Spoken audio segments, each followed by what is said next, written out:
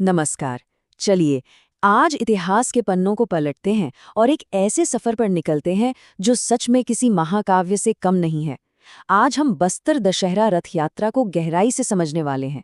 देखिए, ये कोई आम त्योहार नहीं है। ये एक ऐसी जीवित ऐतिहासिक गाथा है जो पूरे 600 सालों से, जी हाँ, 6 सदियों से बिना रुके चली आ रही है।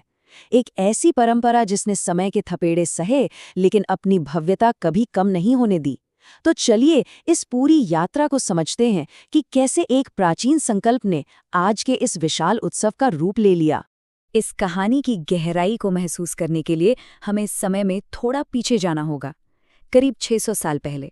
जरा कल्पना कीजिए, प्राचीन बस्तर के घने जंगल हैं, सुबह की हल्की हल्की धुंध पेड़ों के बीच से छन कर आ रही है और दूर कहीं से आदिवासी नगाड़ों की वो धीमी लयबद्ध गूंज सुनाई दे रही है। ये कोई साधारण सुबह नहीं थी, बिल्कुल एक सिनेमैटिक दृश्य की तरह। ये एक ऐसे युग का आरंभ था जहां बस्तर की धरती पर आस्था और संस्कृति की एक बहुत ही अनोखी गाथा जन्म लेने वाली थी। अब यहाँ एक बहुत ही दिलचस्प नाम सामने आता है, रथपति। इसका सीधा सा अर्थ है रथ का स्वामी। बात सन 1408 की है। उस समय बस्तर के राजा पुरुषोत्तम देव ने एक ऐसा संकल्प लिया जो बिल्कुल भी आसान नहीं था।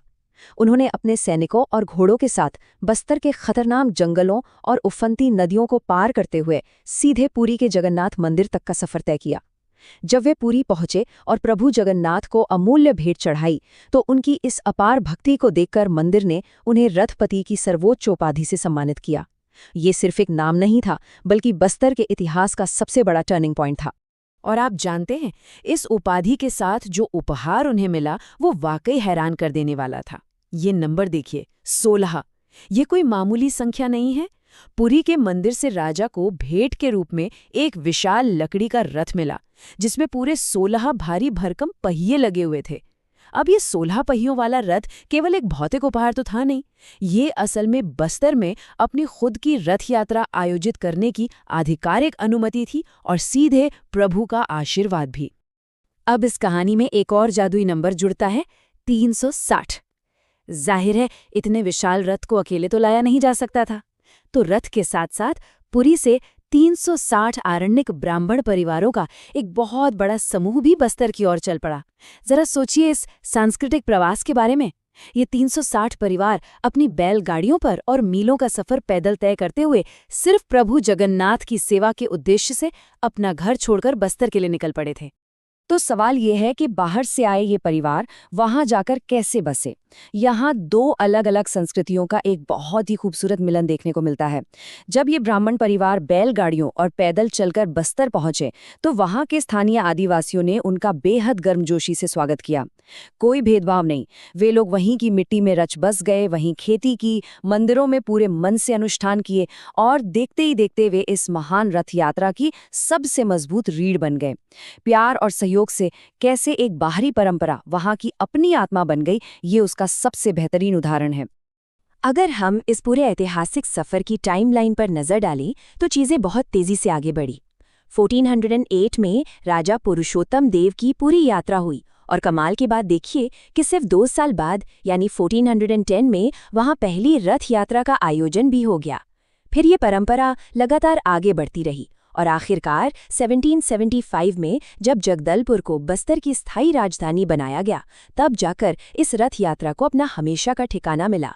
1410 के आसपास का वो नज़ारा सच में कल्पना से भी परे रहा होगा।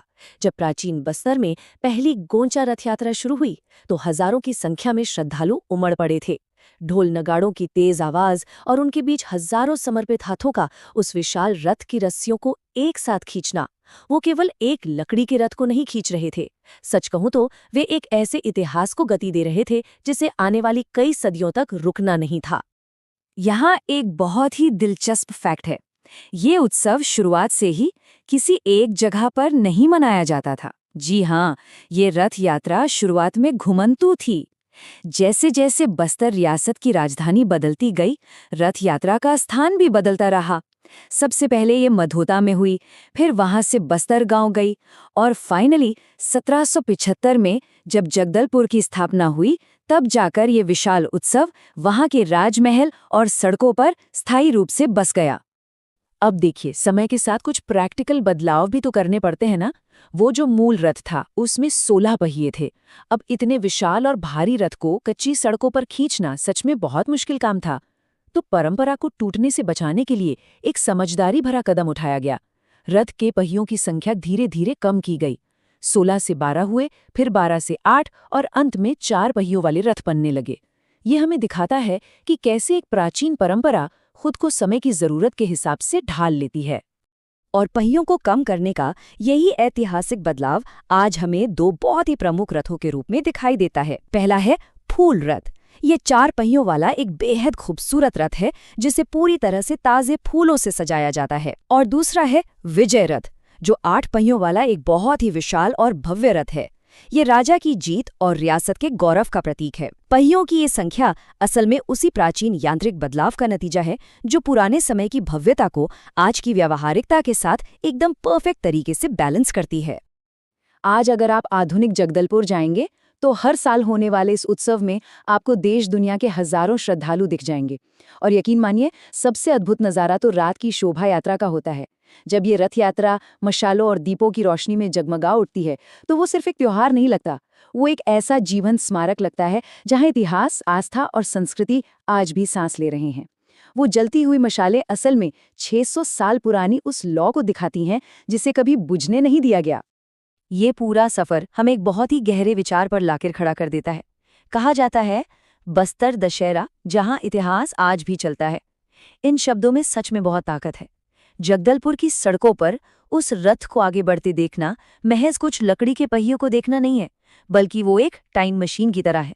ये उस इतिहास को अपनी आंखों के सामने से गुजरते हुए महसूस करना है जिसकी शुरुआत 1408 में हुई थी।